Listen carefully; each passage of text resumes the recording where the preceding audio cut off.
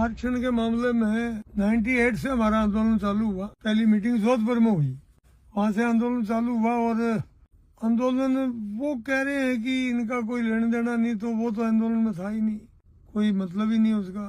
आंदोलन लड़ा जो हमें सपने की सी बात थी कि भाई कोई हमें जाट समाज को आरक्षण मिल सकता है, जो मैंने इसको लीड किया। और ज्ञान प्रकाश जी पिलानिया, जगदीप जी धनखड़, विजय पूनिया, डॉक्टर हरि सिंह, इसके अलावा कोई आदमी था तो नहीं। हमने लड़ाई छेड़ी, अगुवाई मैंने की और टोटल खर्चा जो लगा वो लगाया। ऐसा तो कोई थोड़ी होता है कि इस तरीके की कोई झूठ बोले, भाई आज बात कर दे इसमें ये था और वो था। और वो कह रहे हैं कि मैंने आंदोलन के टाइम में नागौर की सीट छोड़ दी। क्या लेने देना है इनका? रामदास जी, स्वर्गीय रामदास जी अग्रवाल और घनश्याम जी तिवारी में और डॉक्टर हरि सिंह जी क्लर्क समारोह में हमारी मीटिंग थी। रात की 1 बजे हमने तय किया। उन्होंने कहा कि भरतपुर से लेके और बाड़मेर तक ये 12 सीटें हैं, इनके अंदर तुम आदमी जो कहोगे वो कैंडिडेट देंगे। क्या लेने देना इन फालतू की झूठ बोलने वाले लोगों की। उसमें कैंडिडेट दिया, लेकिन समस्या बीकानेर में कैंडिडेट नहीं मिला। मैंने खूब कोशिश करी, बोबिया जी पूर्व जिला प्रमुख थे, उनके घर गया कि आप चुनाव लड़ो।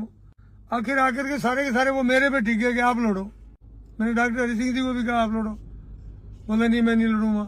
मैंने कहा विजय पूनिया जी नागौर से लड़ रहे हैं बहुजन से, और मैं यहाँ अगर पर्चा भरूंगा तो फिर आंदोलन कौन चलाएगा? क्या होगा आंदोलन? लोग कहेंगे 2 जने आए चुनाव लड़ लिया, बात खत्म होगी।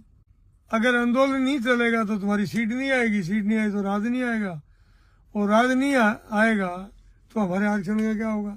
तो ये सारी बातें हैं, इसमें झूठ बोलना, फालतू की बात, इधर उधर की बातें करना, इनसे कुछ मिलता नहीं। एक समाज को पीछे धकेलने वाला, और मैं तो कह रहा हूँ जैसे ये वीडियो बनाता है, डालता है, लोग ताली बजाते हैं, मैं उनको धन्यवाद कहता हूँ कि इस तरीके के मतलब झूठा और फर्जी आदमी की बातों पे तालियां बजा रहे हैं और वाहियात बातें कर रहे हैं। इन बातों में कोई निकलने वाला नहीं। आरक्षण बहुत ताकत लगी थी, बहुत दिनों तक चला, 2 साल तक चला, और टोटल जो खर्चा हुआ वो खर्चा, हमारी जो एक मीटिंग थी उसमें 2-4 लोगों ने दिए थोड़े छोटे मोटे पैसे, बाकी टोटल खर्चा धनखड़ साहब को मैंने रखा साथ, पिलानिया जी को मैंने रखा साथ, डॉक्टर हरि सिंह जी और उनको बोलेरो गाड़ी दे के रखी। आखिरी जाकर के तो बड़ी इस तरीके की लंबा काम हो गया। हम पूरे राजस्थान में घूमे, विजय पूनिया चुनाव लड़ने चले गए। अब बीकानेर की सीट पे आगे हट गया तो फिर मैंने कासनिया जी को, ये तैयार थे, इनको टिकट दिलाई और 1.25 लाख रुपए जेब से दे करके मैंने इसको बीकानेर पर्चा भरवाया। तो इन फालतू बातों में कुछ रखा हुआ नहीं है। बाकी खैर मेरा उनसे लेने देना नहीं, ये तो उल बातें और झूठ बोले, उससे कोई मतलब नहीं अपने इन बातों से। जाट आरक्षण में पैसे लगाने वाला ही मैं और खाने वाला ही मैं। हमने भीलवाड़ा कैंडिडेट लड़ाया, भरतपुर लड़ाया, सुमित्रा जी या झुंझुनू लड़ी, विजय पूनिया जी नागौर लड़े। पैसे दिए होंगे तो रामदास जी अग्रवाल देने वाले और लेने वाले ये कैंडिडेट। मैंने पैसे से कोई लेने देने नहीं, कभी हाथ नहीं लगाया। मेरे लगे तो मेरे लगे, ये मैं कह सकता हूँ। किसी आदमी से 1 पैसा नहीं लिया और आंदोलन विधिवत पूरा किया, पूरा चलाया। तो खाने का मैटर कहाँ था? मैं तो लगाने वालों में था। खाने का काम इस आदमी का है, इसने किसी को नहीं बख्शा। किसको बख्शा इसने? हर आदमी से, कोई हमारे समाज को भी नहीं बख्शा। स्वाय खाने का काम क्या है? इस राज्यसभा में वोटिंग आए थे, इसमें ले लो, इसमें आए थे, इसमें ले लो। ये पैसे की भूख इन लोगों के हैं। हम जमीन से निकले हुए आदमी हैं, हमने कमा के पैसे खर्च किए हैं। हमने पैसे खाने का काम नहीं किया, आज तक किसी से 1 रुपए भी नहीं लिया। ये खाने की बात कर रहा है। 99 में आरक्षण मिला, तब से लेकर और आज तक मेरा ऑफिस चल रहा है, 25 साल हो गए। कोई 1 पैसा किसी आदमी ने दिया है तो बता दो ना। वहाँ रुकने की है, ठहरने की है, खाने की है, पीने की है, सब पानी बिजली सब चीजें वहाँ है। हमने मैनेज कर रखा है। टाइप करने वाला भी है, सारा काम करने वाला पूरा स्टाफ है। जो खर्चा नहीं लगता क्या? जो लगता है मैंने तो 1 पैसे नहीं लिया। अरे हमें खाना है क्या? हम समाज के प्रति समर्पित होकर के काम कर रहा हूँ। मेरे परिवार ने मेरे को फ्री छोड़ रखा है, तो ये खाने खोने का काम इन लोगों का है जो गंदी राजनीति करते हैं, हमारा कोई लेना देना नहीं। दारू का व्यापार करना गुनाह है क्या? व्यापार मैंने कहाँ से स्टार्ट किया समझ पकड़ने के बाद। गांव के अंदर छोटे थे जब गाय भैंसे चराते थे, वो भी लोगों से अच्छी चराई। खेती में लगे लोगों से खेती अच्छी करी। मैं गांव के अंदर मुराब तक रहा छोटी सी उम्र में। उसके बाद गंगानगर आया, ठहरों की दुकान पे रहा तो लोगों से अच्छी चलाई। और उसके बाद में 81 में मैं इस दारू की लाइन में आया। इससे पहले हमारे परिवार के 66 से काम करते थे, जमल भाई साहब करते थे, लेकिन मैं 81 से आया। आने के बाद में मैंने व्यापार किया है और व्यापार लोगों से अच्छा किया, बढ़िया किया। पूरे राजस्थान का काम करके देखा है। व्यापार करना कोई गुनाह नहीं है। व्यापार किया और हमारे समाज, हमारी संस्थाओं के लिए खर्चा भी किया, तो कोई गुनाह नहीं व्यापार करना। व्यापार करना हमारा अधिकार है। और 25 साल से मैं जाट महासभा का अध्यक्ष बना, तब से मैंने आज तक कोई बिजनेस नहीं कर रहा हूँ, सब कुछ छोड़ दिया। मैं कोई किसी किस्म का काम मेरे जुम्मे नहीं है, ये परिवार ने फ्री छोड़ रखा है। अगलों को परिवार का भी काम हो तो वो फोन करके मेरे को बताते हैं ये काम है, बाकी मैं कोई बिजनेस नहीं कर रहा हूँ। बिजनेस कर रहे हैं और बिजनेस किया, उसमें हमने बहुत बड़ा अमाउंट ओपी चल रहा है, उसकी बात नहीं है। समाज के ऊपर खर्च किया है। कोई भी संस्था राजस्थान में बता दे कि जिसके अंदर हमारे परिवार का सहयोग नहीं हो। 20-30 लाख से लेके और 1 लाख, 2 लाख, 5 लाख तक कोई भी संस्था राजस्थान में अगर जाट समाज की संस्था हो और उसमें हमारा सहयोग नहीं हो, वो कोई बताने वाला मेरे को बताए कि उसमें तुम्हारा एक पैसा नहीं लगा। या ये श्रीमान बता दे कि इस संस्था में मैंने 50,000 रूपये दिए थे। कहीं बता दे किसी भी जगह कि ये मेरा या मेरे परिवार का नाम लिखा हुआ है उस प्लेट पे। ऐसा कहना आसान है भाई, आज बातें करनी आसान है, इन बातों से कोई पेट नहीं भरता। ये इस तरीके की छछोरपने की बात हमारे परिवार में नहीं है, मेरे नेचर में नहीं है। हम सभ्य लोग हैं, सभ्य परिवार है, तो हम इन बातों में नहीं जाते। कोई परिवार के बारे में चर्चा करी कि खुद के परिवार के लिए ही करता है। मैं कह रहा हूँ मैंने पिछले 25 साल से परिवार के लिए कोई काम ही नहीं करता हूँ। काम ही मैं समाज और संस्थाओं के लिए करता हूँ। जाट महासभा चला रहा हूँ। 17 साल से आरक्षण अधिकार मंच है, जिसमें SC, ST, OBC और माइनॉरिटी की संस्था बनी हुई है।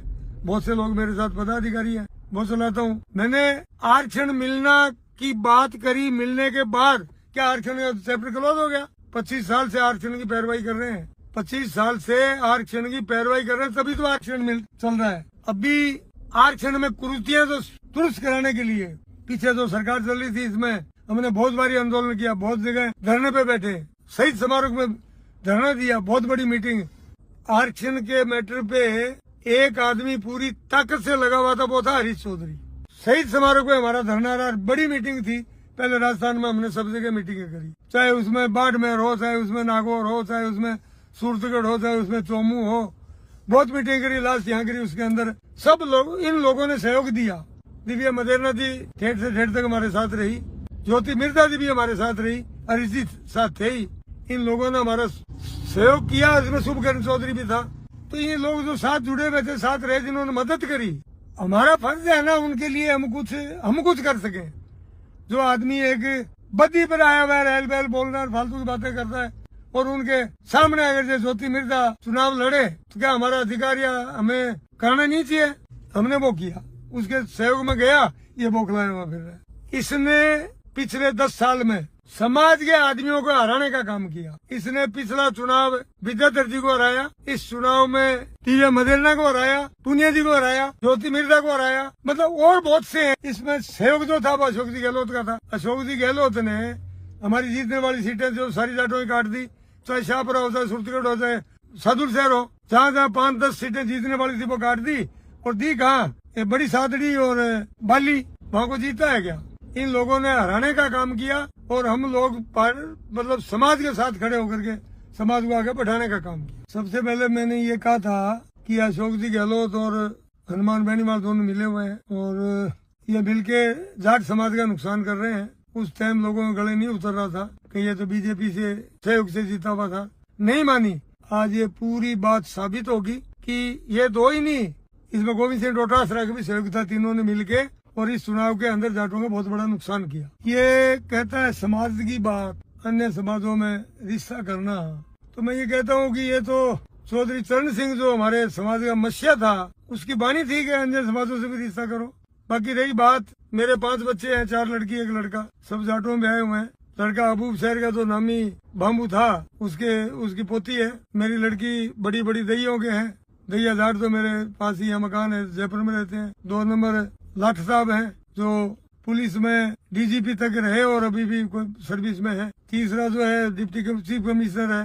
चौथा जो है यूपी के अंदर आजकल मुख्य चुनाव अधिकारी है। तो ये फालतू की बातों में कुछ रखा हुआ नहीं है। ये एल बैल बात करने से कुछ मिलता है क्या? तुम अगर जातिवाद की बात करके नफरत फैलाते हो तो 36 कौम साथ से कहाँ से आई भाई? बातें करता है 36 कौमों की। ये तो चौधरी चरण सिंह कहता था, उन्होंने करके दिखाया था। तो ये लोगों से जलेसी करके एक आदमी को टारगेट करने के लिए 36 कौमों को टारगेट करना ये गलत बात है, अच्छी बात नहीं। इस तरीके की बातें करके समाज को अलग थलग करना चाहते हैं। ये हो सकता है कि समाज को अलग करने के अंदर अशोक जी गहलोत का भी सहयोग हो, लेकिन समाज बहुत समझदार है, समझ गया है। पढ़े लिखे हमारे समाज में बहुत है। आरक्षण मिलने के बाद में इतनी नौकरी और सर्विसों के अंदर हमारे बच्चे आए हैं, बड़ी बड़ी पोस्टों पे पूरे देश के अंदर है। तो तेरी बातों में नहीं आने वाले हैं। झूठी फर्जी बेईमानी की बात जो चल गई, पैसे खाने का जो मैटर हाल तक रहा, वो तेरा चैप्टर क्लोज होने की ओर जा रहा है और इस चुनाव के बाद में खत्म हो जाएगा और आगे कभी खड़ा नहीं हो पाएगा। समाज के अध्यक्ष की चर्चा करी।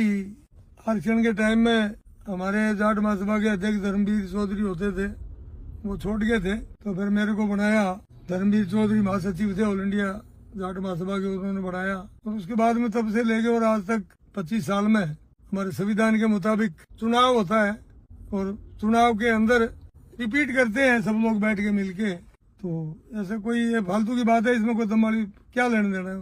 उनका क्या लेना देना? जिनको समाज तोड़ने का, समाज को बर्बाद करने का, समाज का नुकसान करने का, समाज के बच्चों को खराब करने का काम ही गलत करना है, उसको समाज से क्या लेना देना? क्यों समाज की बात करता है? राजनीति की बात करता है कि चौथे स्थान पे, तीसरे स्थान पे, इन बातों में क्या रखा है? राजनीति का ये जाटों को नुकसान पहुंचाने का जिम्मेदारी तूने ले रखी है और तूने ही सबसे ज्यादा समाज को तोड़ने का इस तरीके का किया। मैं तो कभी आज तक ना बीजेपी में रहा ना कांग्रेस में रहा, तो चौथे, तीसरे, पांचवें स्थान का राग नहीं रहा। क्या मतलब क्या निकलता है इन बातों से? कौन रहता है? हमारे परिवार से लंबा चौड़ा परिवार है, चुनाव भी लड़ते हैं। चौथे स्थान पे क्यों रहा? हमारे परिवार का जिला प्रमुख गांधीनगर का रहा, एमएलए सूरतगढ़ का रहा, आज प्रधान छोटा भाई है, पंचायत समिति प्रधान है, पंचायत समिति डायरेक्टर है भतीजा। तो चौथा तीसरा क्या होता है? राजनीति जो कर रहे हैं वो आपकी जगह सही है, कर रहे हैं और जीत भी रहे हैं, लेकिन ये आदत तेरी है कि कभी उसके साथ है कभी उसके साथ है। तो तेरे बरोबर हमारे को थोड़ी होना है भाई, हमारा क्या मतलब इन बातों से? उसने केसों की चर्चा करी, उल्टे सीधे केस बने हुए हैं। ये आरोप लगाना अलग बात है, आरोप सिद्ध होना अलग बात है। ये आरोप लगाना तेरी आदत है क्या? तेरे पे नहीं है क्या? कुकर्म करने का केस दर्ज नहीं है क्या? केस दर्ज नहीं हुआ, अखबार में नहीं आई। फालतू की बकवास करते हैं बगैर मतलब की बातों को रखा हुआ है क्या इन बातों में? इसने दारिया इनकाउंटर की चर्चा करी। दारिया इनकाउंटर में इनको कोई रोल को नहीं, कभी ये साथ नहीं रहा, कभी साथ दिया नहीं। उसमें केस हमने लड़ा सुप्रीम कोर्ट तक, कई पैसे भुगती है, एक पैसे के 5 लाख रुपए लगते हैं। ये बता दे कभी 1 रुपये भी दिया है क्या? फालतू की बकवास करनी, झूठ बोलनी बड़ी आसान लगती है। कोई लेना देना नहीं है। टीलिया था, मैं था, रामोदार चौधरी था, हमारे और लोग मिले हुए थे। इस आदमी का कोई लेना देना नहीं। रही बात पैसे खाने की, राज्यपाल कराने में हमारा कोई रोल नहीं है किसी किस्म का, दूर दूर तक ही नहीं है। हमें गलत काम और घटिया काम जिंदगी में कभी करे नहीं, आगे करने की उम्मीद नहीं रखते। इन बातों में कोई फर्जी बात है, कोई लेना देना नहीं है। जीवन हत्याकांड की भी इसने चर्चा करी, उसमें इसका कोई लेना देना नहीं। कभी ये बीच में नहीं आया, कभी आया नहीं, कोई मतलब ही नहीं है इसका कहीं ठेठ से ठेठ तक। सब झूठ बोलता है, फर्जी आदमी एकदम झूठी बात करता है। केस हमने लड़ा, ठेठ तक लड़ा, और इसमें रूपाराम रूडी एमएलए हुआ करता था, वो हमारे साथ शुरू से लेकर ठेठ तक था, रहे। बाकी समाज के लोगों ने बहुत साथ दिया था, वो एक अलग बात है। लेकिन इस तरीके की फालतू बात करने से कोई मतलब नहीं। इसने एक चर्चा और करी कि डीजीपी के मैटर पे लेके कि मेरे पैर पकड़े और मैंने डीजीपी बनवाया, और तूने इसने ये कहा कि दिव्या मदेरणा की माँ मेरे पैर पड़ गई तो मैंने उसको एमएलए बना दिया। तेरा काम बनाना नहीं है, तेरे हाथ में कुछ भी नहीं, तेरा काम हराना है। लोगों को खड़ा करके, जाटों को लड़ा के हरा सकता है। दिव्या मदेरणा को हराया, ज्योति मिर्जा को भी हराया और बहुत से लोग हराए, मैं 10-20 आदमी नाम गिना सकता हूँ। लेकिन बनाना तेरे बस की बात नहीं। पैर पकड़ के डीजीपी की बात कर रहा है। मेरी जब से ये बदतमीजी पे आया और गलत काम करने लगा 10 साल से मैंने बात तो नहीं करी इसे कभी। आज तक 10 साल में मैंने इससे बात नहीं करी, भी मिला नहीं। तो ये एक फर्जी और झूठी कहानी बनाता है और बात करता है। ये आपके परिवार का नहीं हुआ। इसने एक बारी मेरे को ये कहा, ये परिवार की बात करता है ना, तो परिवार की बात पे आऊंगा तो आपको मैंने आज तक कभी नहीं बोला। इसने एक दिन मेरे को ये कहा कि मेरा बाप नहीं मर रहा है, मर जाए तो मैं एमएलए बन जाऊंगा। डीजीपी अगला आपके दम पे बना, आपकी सर्विस की ताकत पे बना, अच्छी सर्विस करी, ठेठ से ठेठ तक करी, पहले दिन से लेकर आखिरी रिटायर होने तक ऑनेस्टी से और मजबूती से काम किया। उसके दम पे जो सरकार थी उसने बनाया, वो डीजीपी रहे। फालतू की बात करने से क्या मतलब? ऐसी बातें ये इसलिए कर रहे हैं कि इसका मानसिक दिवालियापन हो गया है, इसका दिमाग हिला हुआ है। ये मेरे को लगता है ये कुछ ना कुछ इस तरीके का नशा भी कर रहा है, जो एल बेल बोलता है, इसको खुद को पता ही नहीं है। तो इसकी बातों पे क्या जाना हमें। इसने ये आपके परिवार का नहीं हुआ, बहन भाइयों का भी नहीं हुआ, ये आपके परिवार का नहीं हुआ। इसने एक बारी मेरे को ये कहा, ये परिवार की बात करता है ना, तो परिवार की बात पे आऊंगा तो आपको मैंने आज तक कभी नहीं बोला। इसने एक दिन मेरे को ये कहा कि मेरा बाप नहीं मर रहा है, मर जाए तो मैं एमएलए बन जाऊंगा। इससे बुरी बात हो सकती है? इसने समाज की बात करी। समाज में इसी की वजह से इसके गांव में 302 का केस हुआ, उसमें इनके भाई तो जेल में रहे, कई सालों तक रहे, और ये खुद जोड़ तोड़ करके जेल में रहा, हॉस्पिटल में रहा, फिर जमानत करा ली। इसकी वजह से भाई इसके दो जो जेल में रहे, एक की जेल में डेथ होगी, दूसरा बाहर निकलने के बाद में डेथ होगी। उसकी घरवाली जो थी उसकी बहुत कम उम्र थी, एक शायद बच्ची थी उसके। समाज के हमारे की रीति रिवाज ये है इस तरीके का। मैंने इससे बात करी, इसको उदाहरण भी दिया कि सिक्कर का एक जाकिर परिवार है, बड़े बड़े भाई की जो पत्नी थी उसको रखा, आज वो पोते पोतियों वाले हैं।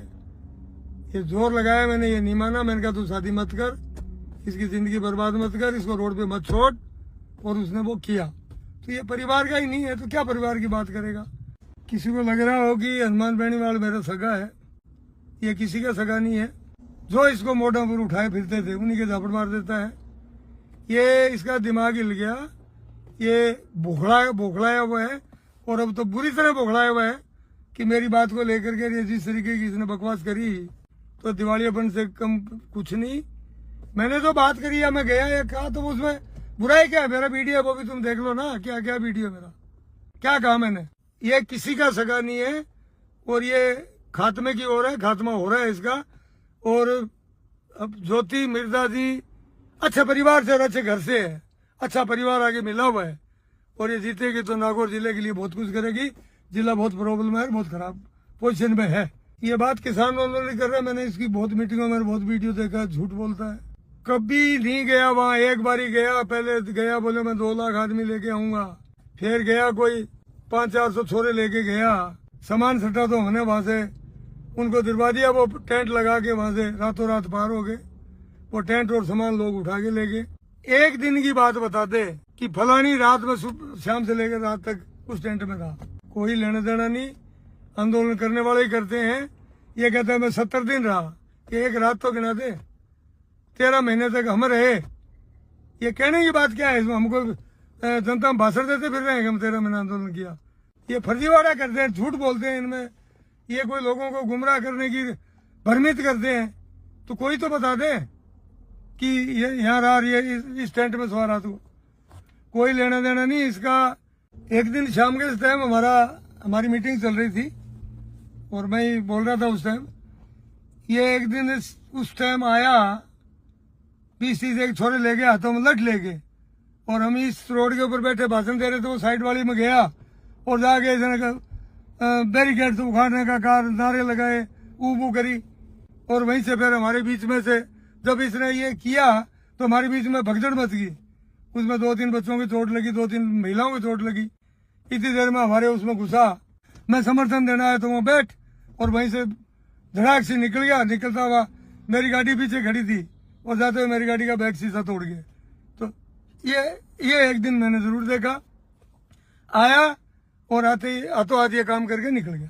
हमने जाट महासभा की तरफ से जाट महाकुंभ जयपुर में किया और इस जाट महाकुंभ को फैल करने के लिए अशोक जी गहलोत और गोविंद जी डोटासरा दोनों ने हनुमान बेनीवाल को सफारी दी कि इसको फैल करो और इन्होंने खूब जोर लगाया, खूब ताकत लगाई। मैं डोटासरा जी के पास 3 बार ही गया, उल्टी सीधी बातें करे। मैंने कहा समझ में नहीं आ रही कि कहानी क्या है।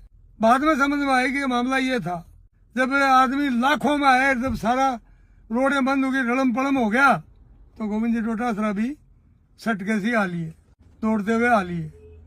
मेरे को पहले भी कहा तुम्हारे पास भीड़ कहाँ से आएगी, 5000 आदमी आएंगे, भीड़ आएगी तो हम तो गुडारी आएंगे। तो गुडारी आके पेट पलानियां हो गई, उनको आना पड़ा और वो आया। और साथ में दो तीन मंत्री भी आए, कटारिया जी थे, रामलाल जी थे, लेकिन उसको किसी को नहीं बोलने दिया। आया 2 टप्पे बोले और आता तो उनको लेके चला गया। तो तब मालूम पड़ा कि ये अशोक जी गहलोत और गोविंद जी डोटासरा हनुमान बेनीवाल की सुपारी ने काम नहीं किया। और लाखों 3-4 लाख लोग आए और हमारी बात सुनी। समाज एक मंच पर आया और समाज की इज्जत बनी हुई है, बनी रहेगी, आगे भी आएगी, चलती रहेगी। हम ये काम करते हैं और ये लोग वो काम करते हैं, वो करते जाएं और हम ये करते जाएंगे, कोई दिक्कत नहीं। मैं परसों नागौर गया, ज्योति जी ने हमारा सपोर्ट किया पीछे, बहुत 5 साल तक कोशिश करती रही तो उसके फेवर करने के लिए। और बहुत बदमाशी, बहुत खराबी, 5 साल तक समाज को बर्बाद करने वाला के खिलाफ मैं सीधी बात और जानबूझ के ये बात कह रहा हूँ और बोल रहा हूँ। कारण कैसे समाज को पीछे धकेला, समाज का बहुत नुकसान किया। हमारे कोई जमाने में 35-40 MLA थे, अब की बार 30 पर आगे टिके। तो वहाँ गया, वहाँ के लोगों की सारी जानकारी करी और करी, पत्रकार बंधु सब मिले, प्रेस वार्ता भी मैंने करी।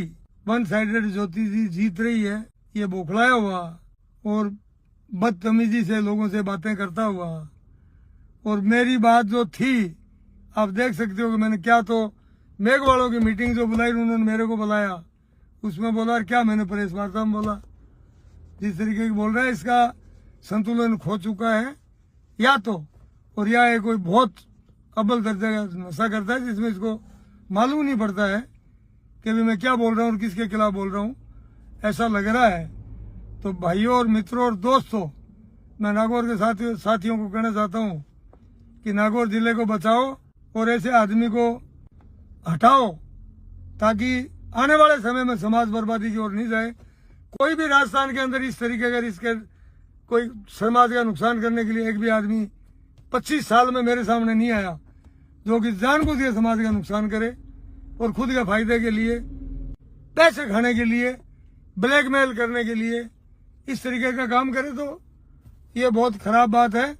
बात इसने बिजनेस पर करी, हम तो बिजनेस कर रहे हैं और गांव से उठे हुए लोग यहाँ तक आए हैं, हमारा परिवार बिजनेस किया। इसके दिल्ली में फ्लैट खरीद रखा है करोड़ों रुपए के। इसको कोई पूछने वाला हो तेरे पास कहाँ से आए भाई। हमारे जाटों के छोरे जो आज कह रहे हैं वो इसके साथ, वो इसके साथ, वो इसके साथ, ये ब्लैकमेल करता है, इनको डराता है इनको कि आदमी खड़ा करके तुम्हारे को हरा दूंगा। ये ब्लैकमेलर है बहुत बड़ा, पैसे खाता है, कैंडिडेट नहीं खड़ा करने का खाता है, पैसे खड़ा करने का जैसे अशोक जी गहलोत से खा लेता है, नहीं करने का उस कैंडिडेट से खा लेता है। इस तरीके का काम है। तो इस आदमी से छुटकारा पा लो मित्रों, दोस्तों, मौका है, ये गलती मत करना, नहीं तो लारे भुगत रहे हो, आगे भी भुगतते जाओगे।